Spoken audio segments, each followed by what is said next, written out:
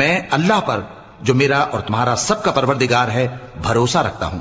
زمین پر جو چلنے پھرنے والا ہے وہ اللہ کے قبضہ قدرت میں ہے، بے شک میرا پروردگار سیدھے رستے پر ہے۔ اب اگر تم روگردانی کرو گے تو جو پیغام میرے ذریعے تمہاری طرف بھیجا گیا ہے وہ میں نے تمہیں پہنچا دیا ہے، اور میرا پروردگار تمہاری جگہ اور لوگوں کو لا بسائے گا، اور تم اللہ کا کچھ بھی نہیں بگاڑ سکو گے۔